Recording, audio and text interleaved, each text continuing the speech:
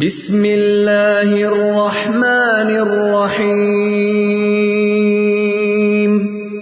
سورۃ الفلق، سورت نمبر 113۔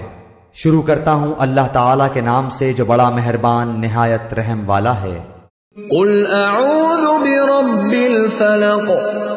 آپ کہہ دیجئے کہ میں صبح کے رب کی پناہ میں آتا ہوں، من شر ما خلق، ہر اس چیز کے شر سے جو اس نے پیدا کی ہے، ومن شر غاسق اذا وقب، اور اندھیری رات کی تاریکی کے شر سے جب اس کا اندھیرا پھیل جائے، ومن شر النفاثات فی العقد، اور گرہ لگا کر ان میں پھونکنے والیوں کے شر سے بھی، ومن شر حاسد اذا حسد، اور حسد کرنے والے کی برائی سے بھی جب وہ حسد کرنے لگے۔